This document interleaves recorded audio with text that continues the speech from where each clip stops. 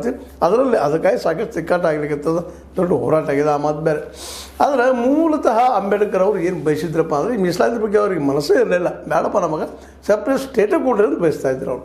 ನಮ್ಮ ಜನ ನಾವು ಏನಾದರೂ ಮಾಡ್ಕೊಳ್ತೀವಿ ಅಂತೇಳಿ. ಆದರೆ ಗಾಂಧೀಜಿಯವರು ಆ ಸಂದರ್ಭದಲ್ಲೇ ಈ ಮೀಸಲಾತಿ ಅಂತಂದು ಮಾಡಿದರು. ಆ ಸಂದರ್ಭದಲ್ಲಿ ಇನ್ನಷ್ಟು ಏನಪ್ಪ ಅಂದ್ರೆ ನಮ್ಮ ಜಯಂತ್ ಪಟೇಲ್ರವರು ಸಹಿತ ಆ ಸಂದರ್ಭದಲ್ಲೇ ಏನು ಇವ್ರಿಗೆ ಭೂಮಿಯನ್ನು ಕೊಡೋನಪ್ಪ ಅನ್ನೋ ಮಾತಾಡಿದ್ರು. ಅವ್ರು ಅಂಬೇಡ್ಕರ್ ಅವರಿಲ್ಲ ಮೀಸಲಾತಿ ನಮಗೆ 27% ಎಷ್ಟಿದ್ದೀವಿ ನಾವು ಆದಿವಾಸಿಗಳು ಆ ಪ್ರಮಾಣದಲ್ಲಿ ಕೊಡ್ರಿ ಅನ್ನುವಂಥದ್ದು ಬಂದು ಒಂದೇನು ಎಂಟಾಗಿ ಹೋಯಿತು.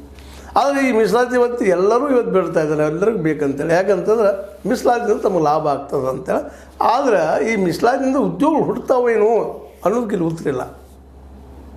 ಉದ್ಯೋಗ ಹುಟ್ಟಿದ್ರೆ ನೀವು ಮೀಸಲಾತಿ ಕೊಡೋದು. ಉದ್ಯೋಗ ಹುಟ್ಟಿದಂಥ ಪರಿಸ್ಥಿತಿ ಇವತ್ತು ಏನು ಮಾಡಿಬಿಟ್ರಪ್ಪ ಅಂದ್ರೆ ಜಾಣ ರಾಜಕಾರಣಿಗಳು ಈ ಕೇಂದ್ರ ಮತ್ತು ರಾಜ್ಯ ಸರ್ಕಾರಗಳಲ್ಲಿ ಇರುತ್ತಿರುವಂಥ ನೌಕರರ ಸಂಖ್ಯೆ ಕಡಿಮೆ ಮಾಡ್ತಾ ಬಂದ ಇವತ್ತು ನಾವು ಮೀಸಲಾತಿ ಕೊಟ್ಟರು ಸಹಿತ ಅಲ್ಲಿ ಉದ್ಯೋಗ ಸೀಟೇ ಇಲ್ಲಲ್ಲ. ಈಗ ಅನೇಕ ಜನ SC ST ಮಕ್ಕಳು ಇವತ್ತು ಸಹಿತ ನಿರುದ್ಯೋಗಿಗಳಾಗಿದ್ದಾರೆ ಅನ್ನೋದು ನಾವು ಮರಿಬಾರ್ದಾಗಿತ್ತು.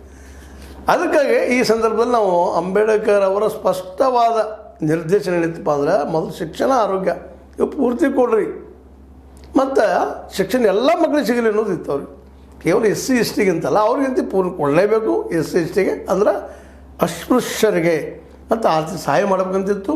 ಜೊತೆಗೆ ಏನಪ್ಪ ಅಂದ್ರೆ ಆರೋಗ್ಯ, ಶಿಕ್ಷಣ ಮತ್ತು ಆರೋಗ್ಯ ಕೊಡಬೇಕು. ಆದರೆ ಯಾವ ಸರ್ಕಾರವು ಇವತ್ತಿನವರೆಗೆ ಅಸ್ಪೃಶ್ಯತೆ ನೆಲೆಗಟ್ಟಿನಲ್ಲಿ ಸರ್ವೆ ಮಾಡಲಿಲ್ಲ. ಅದೇ ಕಾಲಕ್ಕೆ ಈ ಒಂದು ಶಿಕ್ಷಣದ ನೆಲೆಗಟ್ಟಿನಲ್ಲಿ ಎಲ್ಲ ಮಕ್ಕಳಿಗೂ ಫ್ರೀ ಮಾಡಲಿಲ್ಲ. ಎಲ್ಲರೂ ಫ್ರೀ ಕೊಡ್ರಿ ಆಗಲಿಲ್ಲ. ಔಷಧಿ ಗುಳಿಗೆ ಇದು ಸಹಿತ ಇವತ್ತಿಗೂ ಇಲ್ಲ. ಇವತ್ತು ಅಂತ ಇದ್ದಾರೆ ಅಷ್ಟೇ. ಅದು ಖರ್ಚು ಕೊಡೋದೆಷ್ಟು ಎಲ್ಲ ಸರ್ಕಾರಗಳು, ಕೇಂದ್ರ ಮತ್ತು ರಾಜ್ಯ ಸರ್ಕಾರಗಳು. ಇದು ಒಂದಲ್ಲ, ಸಿದ್ದರಾಮಯ್ಯ ಸರ್ಕಾರ ಇರ್ಬೋದು, ಮತ್ತೊಂದು ಸರ್ಕಾರ ಇರ್ಬೋದು, ಮೋದಿ ಸರ್ಕಾರ ಅವ್ರದ್ದು ಇರ್ಬೋದು, ಇನ್ನುಳಿದರ BJP ಸರ್ಕಾರಗಳು ಇರ್ಬೋದು, ಎಲ್ಲರೂ ಅಷ್ಟೇ. ಎಲ್ಲರ ಮೇಲೆ ಯಾರೂ ಕೊಡೋದಿಲ್ಲ. ಒಂದೇ ಏನೋ ದಿಲ್ಲಿಯಲ್ಲಿ ಮಾಡಿತ್ತು ಕೇಜ್ರಿವಾಲ್, ಇವತ್ತು ಅವರು ಹೊರಗೆ ಹೋಗಿದ್ದಾರೆ. ಆ ಮಾತು ಬೇರೆ. ಅವರು 10-15%, 15-20% ಕೊಡ್ತಿದ್ರು ಅಂತ ಹೇಳ್ತಿದ್ರು. ಅಲ್ಲೂ ಸ್ವಲ್ಪ ಇಂಪ್ರೂವ್ಮೆಂಟು ಇತ್ತು.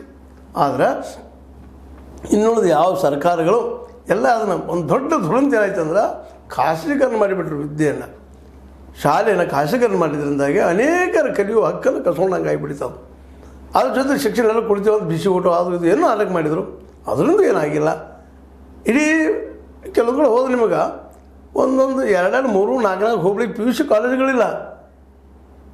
ಇವೆಲ್ಲ ಶಿಕ್ಷಣ ಬೇಕಾಗಿತ್ತು. ಮಕ್ಕಳು ಫ್ರೀ, ಹೈಯರ್ ಎಜುಕೇಷನ್ ಫ್ರೀ ಬೇಕಂತ ಹೇಳಿದ್ರು ಅಂಬೇಡ್ಕರ್ ಅವರು. ಅದನ್ನು ಮಾಡಬೇಕಾಗಿತ್ತು. ಅದನ್ನು ಇವತ್ತಿಗೂ ಮಾಡಿಲ್ಲ. ಮತ್ತು ಜೊತೆಗೆ ಅಂಬೇಡ್ಕರ್ ಅವರು ಆರ್ಥಿಕ ಸಮಾನತೆಗೆ ಭಾಳ ಒತ್ತು ಕೊಟ್ಟಿದ್ದರು. ಅದಕ್ಕಾಗಿ ಹೇಳಿದ್ರು ಅವರು and first terror of the constitution ಅಂತೇಳಿ. ರಾಜ್ಯ ಸ್ವತಂತ್ರ ಆಯ್ತು ಇವತ್ತು, ಇಲ್ಲಂತಲ್ಲ. ಒಬ್ಬನಿಗೆ ಒಂದೇ ಮತ ಸರಿ, ಆದರೆ ರೊಕ್ಕ ಕೊಟ್ಟು ಹೋಗಿ ಹಾಕಿ ಏನು ಹೇಳಬೇಕಾಗ್ಯದ? ರೊಕ್ಕ ತೊಗೊಳ್ಳುವಂಥ ಪರಿಸ್ಥಿತಿ ಯಾಕೆ ಬಂದಿದೆ ದೇಶದ ಪ್ರತಿಯೊಬ್ಬ ಪ್ರಜೆಗೆ? ಭಾಳ ಜನ 90% ಕೂಲಿಕಾರರಿಗೆ ಅವ್ರಿಗೆ ದುಡ್ಡಿಲ್ಲ. ದುಡ್ಡು ಒಂದೇ ಕಡೆ ಶೇಖರಣೆ ಆಗ್ಯದ. ಇವತ್ತು ದುಡ್ಡಿದ್ದವ್ರು ದೊಡ್ಡಪ್ಪಾಗಿ MLA ಆಗ್ತಾರೆ, MP ಆಗ್ತಾನೆ, ಈ ದೇಶದ ಕಾನೂನುಗಳು ಅವ್ನು ನಿರ್ಮಾಣ ಮಾಡ್ತಾನೆ.